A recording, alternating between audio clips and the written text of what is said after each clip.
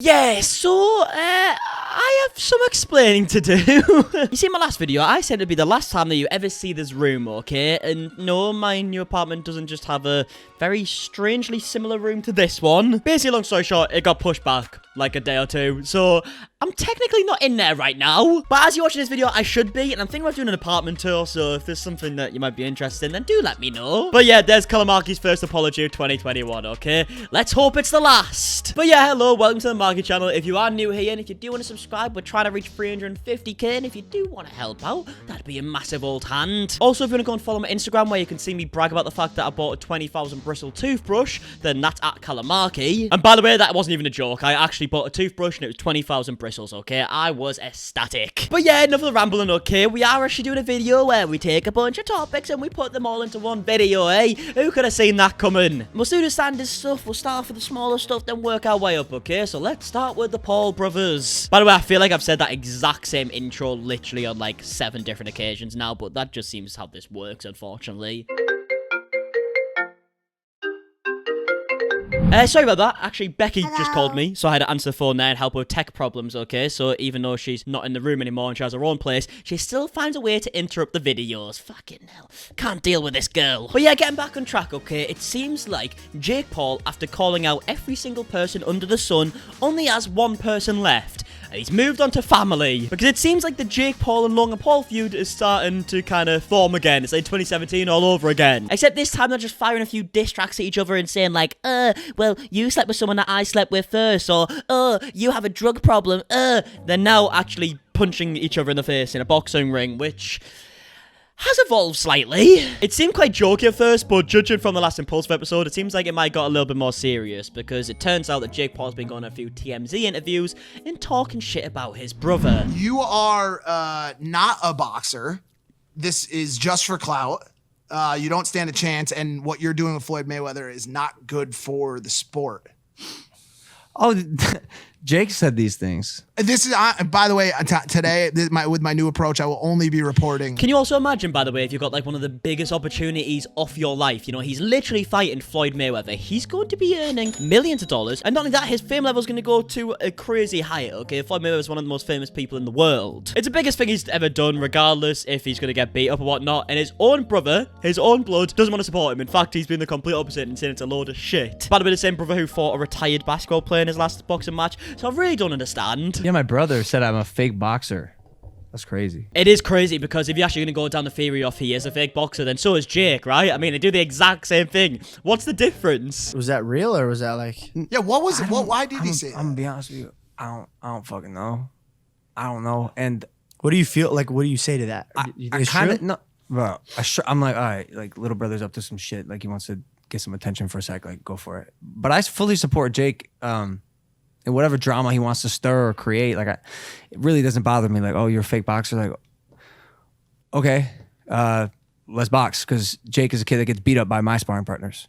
That's that kid. Oh, it's starting to get a little bit serious, isn't it? I mean, can you actually imagine the parents in this if they were to actually have a boxing match? The parents just watching their own sons just beat each other up for like millions of people to see. Must be a bit of an odd experience. But I would also imagine that if your sons are the Paul brothers, then you're probably used to odd experiences. So I don't know what's going on. Let me know your opinions down below. Is that something that you'd be interested in watching? I feel like a lot of us will say like we won't watch it, but secretly we will. So yeah, let me know. And now moving on to the next topic, okay? We have a lot of people who've been getting called out recently for partying during COVID.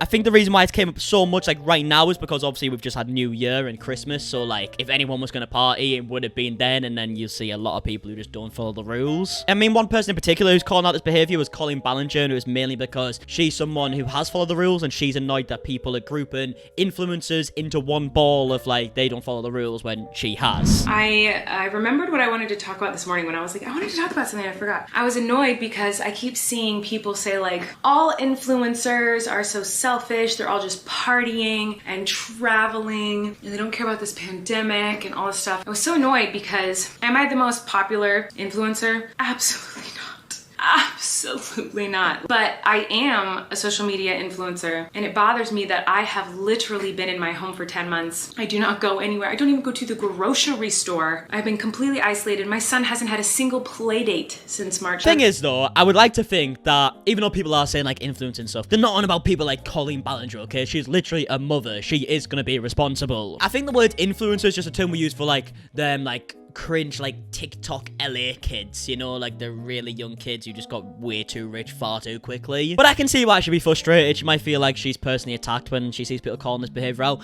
I never really feel like that because the word influence in general is just a horrific word, and I would never put myself in that category. I'd actually throw up at the sight of it. But it wasn't just Colleen Ballinger calling this out recently as well. It was actually Jen McAllister, who is Gen X Pen, I believe. Quite an old school YouTuber, someone who I feel like is fairly respected in the YouTube scene. Well, she actually called it this behavior. Didn't mention any names, but one person in particular actually got very, very defensive. If you're an influencer in LA and you're still collabing with people outside your household, I genuinely hope you're filled with so much guilt that you can't even move. Someone in the city dies every 10 minutes from COVID. If you can't make content by yourself, you're boring. To which James Charles, after not being mentioned in the tweet in the slightest, actually replied with a screenshot of one of Jen's recent collabs that she had done on Joey Graceffa's channel called I Played the Most Chaotic Game of Among Us in Real Life, and said, "This you?" And then also followed it up by saying, just to clarify, I'm certainly not innocent either, as I took part in the exact same video on my own channel. I'm just sick of seeing influence acting holier than others when they're guilty too. He then went on to delete these tweets, to which Philip DeFranco actually responded by saying, "Why'd you delete the other tweets?" And then James responded by saying, "Because I like Jen and I don't want to start an unnecessary fight with her," even though he literally did do that. I mean, he wasn't even mentioned in the original tweet. And then even just carried on rambling even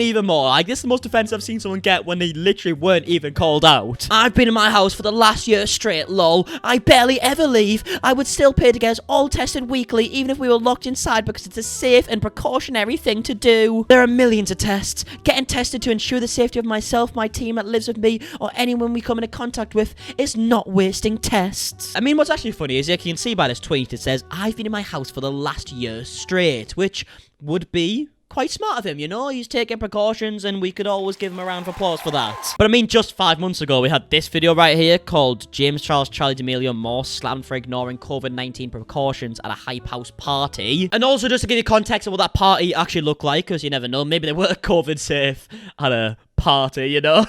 This is actually what the party looked like, as you can see. Plenty of people drinking shots and having a bunch of drinks and partying and dancing. Basically, just seems like what a party would look like in, like, 2018. I mean, this group outside right now were just the people who were waiting to get inside, okay? These people hadn't even got inside yet. There's way more people inside. So when James says, "I've been in my house for the last year straight," he actually means, "I haven't been in my house in the last year, maybe in the last, like, 4 months or so," is what he's trying to say there. But Gen X Pen actually responded with a big old note page, and I think it was quite a good response. "I don't know if I should reply since you deleted your tweets, but yes, I was asked to be part of a collab back before Thanksgiving when the stay-at-home order in LA was lifted. It's the only thing I've done for the entirety of 2020. I didn't see anyone before then. I haven't seen anyone since then either. Maybe my tweet was worded poorly, but I was trying to comment on the current state of LA. Cases have been going up since Thanksgiving, and the stay-at-home order was reinstated around then too. I just don't think we're on the same level here. I wasn't calling you out directly, but if you wanted to call me out directly, then I'd just like to point out the 5+ collabs you filmed in December where you were sick to the point that you can hear it in your own voice." And what Jen's referring to here is particularly like this video and a bunch of other collabs he did on the other people's channels who are in this video.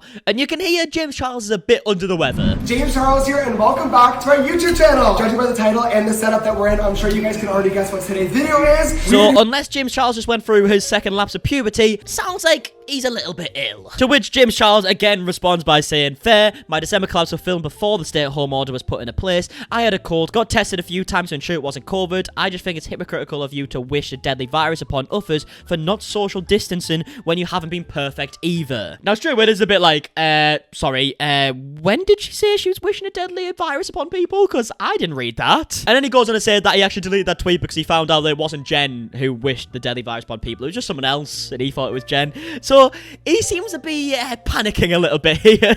It's funny because we spoke on this channel how he just seems to always just like panic and just act out of instinct and like always gets himself in a bother because he just acts too rash, and it seems like he's doing this yet again. But yeah, I'd love to hear your opinions on this. Obviously, Jen, from what I've seen, isn't anywhere near the level of like James Charles. James Charles seems to be surrounded by like tens of people at least, like every single day in videos non-stop, goes to parties and whatnot. I don't think they're on the exact same level, are they? Especially in a place like LA where it's really, really bad at the minute. I mean, obviously, I'm not from my list, so I don't know the ins and outs. But I've seen the cases, okay? It's really fucking bad. But yeah, moving on to the next topic, okay? The History podcast, Frenemies to be exact. But they actually did like an award show for 2020, like a YouTube award show, and they did a bunch of categories. It's an hour and 46 minutes long. I'm not going to react to it all, but let's react to some category, and let's see who I would give the award to, eh? It's a trophy on this one. Spiciest drama. Teddy Fresh vs. James Charles. I've just clocked, for some reason, half the audio's only coming out my left ear. That voice only coming out my left ear. What the fuck is this all about? I am wearing the brand new Sisters Apparel Color Block collection, which will be launching next week. Like this motherfucker is a douche. Hi, sister. Now, I'm not gonna lie, I do feel like they're being a bit biased here, okay? We're talking about the spicier drama of 2020. I don't think it's James Charles stealing a hoodie design, okay? Realistically, don't really give a shit about it. That's a bad nominee in my eyes. Glam and Gore vs. Swoop. I'm gonna break this down into 3 parts. So the first part will cover when we met and early problematic behavior. I think this was one of the most shocking ones, if we're gonna do that. Could we add that into the list? Yeah, one of the most shocking dramas, you know, because Glam and Gore was seen as like a princess on YouTube, you know, could never do any wrong, and then it turns out she can do a lot wrong. H3H3 vs. Keemstar. I am but one man. Yeah, it does seem like it's a little bit biased, I'm not gonna lie, okay? Ethan has managed to get himself in 2 out of the 3 nominees here. Yet again, I guess it was alright, but it's not the spicy drama of 2020, is it? I mean, I don't think I even mentioned it in a video, and I run a fucking drama channel. David Dobrik's puzzle scam. This is my write-in. Okay, yeah, I just want puzzle by David Dobrik. That's me. You take your camera on your phone. Nobody else cared except for me. And then you scan it because it's a QR. It's still mental, like, you know. I know I did a video of the David Dobrik, like, puzzle scam, whatever, and, yeah, it's fucking stupid. I think it's literally, like, you've got a 99.2% chance of not earning your money back after building this fucking stupid puzzle that doesn't even look good. So, yeah, it was kind of a borderline scam. The only thing that kind of saved it is that they were honest about the fact that it was actually a load of shit. Tati Westbrook. I have a lot to say about that. Jeffree Star first contacted me early in his YouTube career wanting to meet. Shut up. Well, it's gotta be this, hasn't it? If it's not Ty Westbrook, the fucking thing's flawed, okay? It's a scam. Fuck the puzzle. This is a scam. Oh. Thank God it's not me. Tati versus Jeffree. Obviously.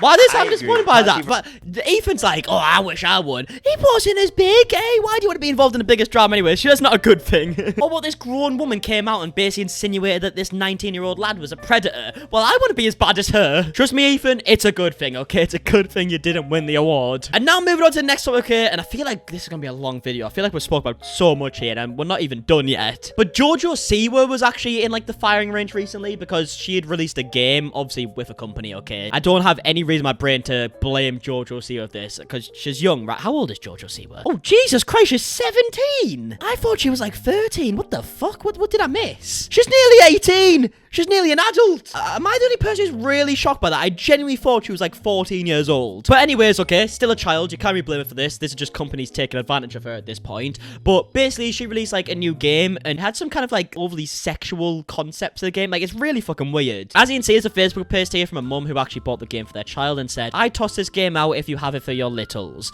I doubt JoJo herself came up with the questions, but this is out of whack. Look at the age group and read the questions. This is truly disgusting. Although annoying, I've loved JoJo for being a kid at heart forever, but damn, she's almost 18. We're going to have to throw hands for this one. I contemplated this for Christmas. Glad I didn't. Photos from a mum group chat I'm in. And as you can see, here's the game. JoJo's Juice game. Clearly, it's for kids, okay? It looks like it's for kids. I mean, it literally says age 6+. And some of the cards in there are like, learned the art of twerking. Have you ever walked in on someone naked or had someone walking in you? It's really fucking strange. Now, JoJo Siwa herself did come out and explain the situation and basically said that she didn't know that these questions were in the game, and I believe her. I mean, why else would the fucking questions be in there? She probably just didn't know. But it seems like some weird fucking creepers created this game for whatever reason and sold it, unfortunately, to a bunch of children. But anyways, this is JoJo's response. Hey everyone, it's JoJo. So over the weekend, it has been brought to my attention by my fans and followers on TikTok that my name and my image have been used to promote this board game that has some really inappropriate content. Now, when companies make these games, they don't run every aspect by me. And so I had no idea of the types of questions that were on these playing cards. Now, when I first saw this, I was really upset at how gross these questions were.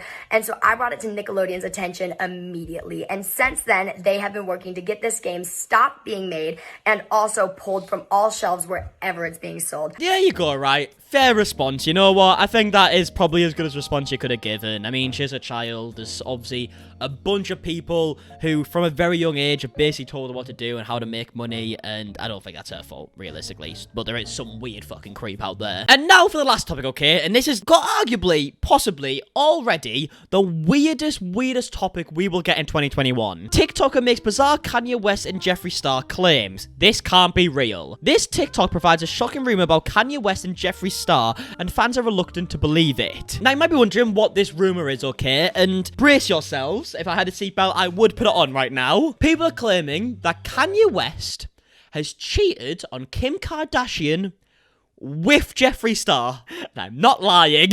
But yeah, there was a TikTok going around that I can't play because of copyright music, but I can show you little screenshots from it, okay? It goes on to say that Kanye has been living at his Wyoming ranch and shows a picture of him at his ranch. He also spent a lot of time there, as you can see right here, with a bunch of friends and whatnot. A lot of people were claiming that this was because him and Kim were going through a divorce and they were going their separate ways. Then it goes on to reference articles in which they're saying that Kanye West has been hooking up with a male beauty guru. And then it goes on to say that Jeffree Star actually moved to Wyoming over the summer, which a lot of people thought was for tax reasons, and now they think it's because he's sleeping with Kanye West. I don't get this, okay? And then it even goes on to claim that Kim met with a lawyer this summer, and she gave the lawyer evidence to why Kanye was cheating on her with Jeffree.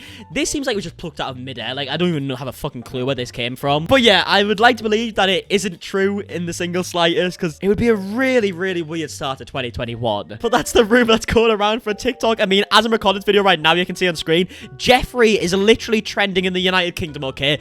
People are just going nuts about this. It's very strange. It's very bizarre. I would love to know your opinions on it. I mean, what would be your opinions if it did turn out to be true? Would you be shocked? To be honest, I wouldn't be shocked. Like, I just simply wouldn't believe it. But yeah, let me know your thoughts either way. And yeah, I think that's probably a good place to end the video, okay? Because I'm losing brain cells the more I speak about this. If you did enjoy the video, please do leave a like down below. Subscribe if you're new as well. Trying to reach 350k, and it'd be a good old hand if you could help out. Also, this hopefully will be the last time we see this room. I mean, honestly, at this point, I have no fucking clue. Because it keeps getting pushed back a little bit. But hopefully this might be. I might be in my new place by then. And yeah, I guess until tomorrow, I'll see you guys in a bit. Okay, right, goodbye.